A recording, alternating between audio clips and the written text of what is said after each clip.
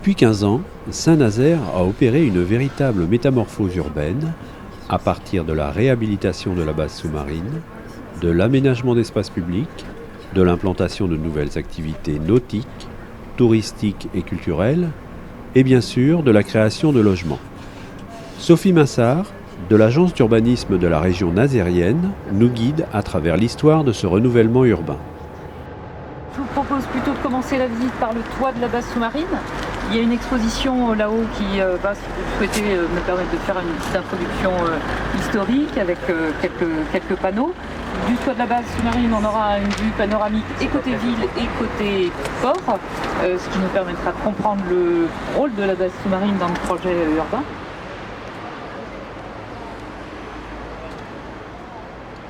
Saint-Nazaire, cité portuaire d'avant-guerre en plein essor, devait continuer à se développer. Pour qu'elle se développe, il fallait bien sûr lui laisser de la place, à l'industrie et au port. Au résultat, ça donne un site portuaire, une ville éloignée de son port d'origine et surtout un centre-ville qui ne s'ouvre pas ni sur la mer ni sur le port. Malgré, on voit quelques exemples, effectivement une reconstruction qui vise effectivement à mettre en œuvre les parties contemporains de l'urbanisme et de l'architecture de l'époque. Au début des années 80, la nouvelle équipe municipale, emmenée par Joël Batteux, remettra le port de Saint-Nazaire au cœur de la ville. La base sous-marine en sera l'élément charnière et fédérateur. La stratégie urbaine, proposée par l'architecte urbaniste Manuel de Sola Morales, donnera alors les moyens aux Nazériens de se l'approprier. Avant de réorienter la ville, il fallait aussi et surtout retourner la tête des Nazériens vers le port. Le port, il n'y allait pas. Le port, c'était le chômage. Tout le monde dans sa famille avait quelqu'un qui était touché par le chômage. C'était en friche, c'était inintéressant. Donc il fallait déjà retourner la tête. Et ça, c'est toutes les actions culturelles. La culture a été un vecteur et un support de réappropriation de l'identité portuaire de la ville. 4 alvéoles sont percées et ouvrent ainsi l'accès au lieu et la perspective sur les bassins. Mais c'est l'accès au toit de la forteresse, par le biais d'une passerelle, qui permet à la population de redécouvrir sa ville et son port. Les jardins du tiers-paysage, aménagés par Gilles Clément, prennent place dans les anciennes chambres d'explosion. Passerelles, déambulations, belvédères, expositions invitent à flâner et à laisser libre cours à son imagination.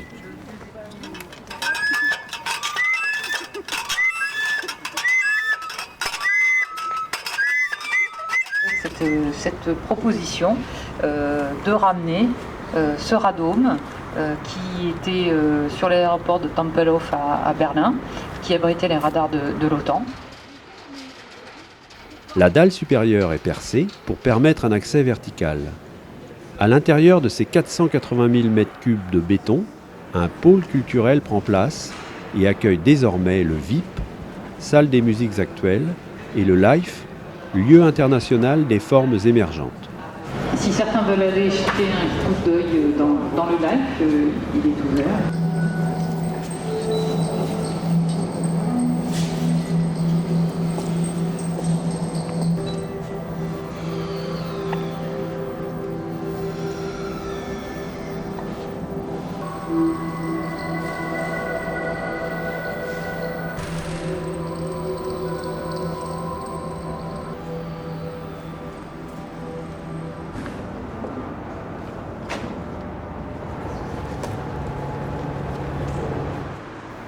Une rue intérieure traversante relie ces espaces à l'escale atlantique, un musée-spectacle sur les paquebots transatlantiques nés des chantiers nazériens.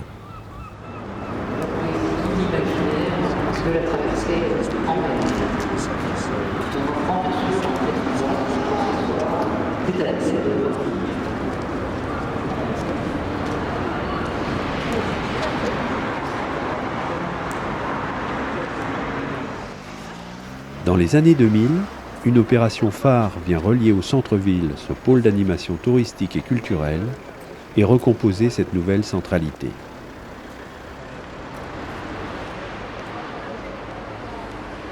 L'opération du ruban bleu se situait sur ce qu'on appelait à l'époque le dernier verrou entre la ville et le port. C'était le lieu de la maison du peuple, construite en 1975. C'était la dernière opération de la reconstruction et elle était vraiment située au milieu et elle bloquait complètement les relations entre la ville et le quartier du port. Donc c'est sur ce site-là qu'on l'a imaginé avec une autre ambition qui était effectivement d'en faire une liaison urbaine entre le plateau marchand et Villeport. Donc voilà, c'est le groupe Apsis avec l'architecte Bernard Reichen qui a gagné la consultation auquel on avait mis deux impératifs.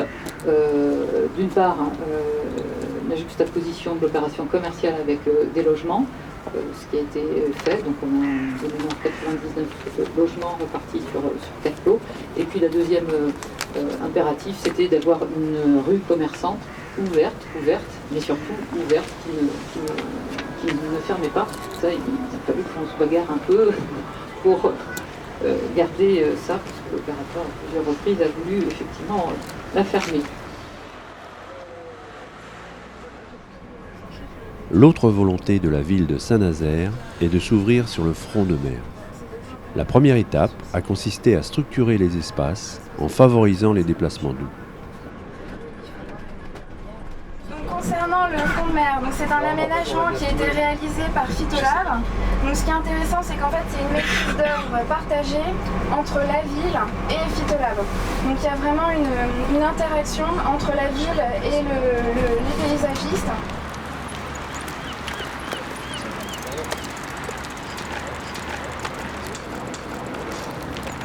Bonjour la caméra.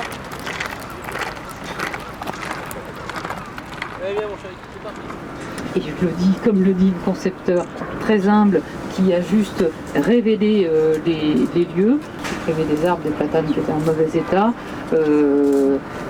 casser un muret qui coupait la perspective, mettre un sol béton, organiser le partage des usages et puis mettre un peu de pelouse, j'exagère, hein, mais... Et ça a été une véritable révélation de l'atmosphère, de l'ambiance un peu littorale et océane de Saint-Nazaire.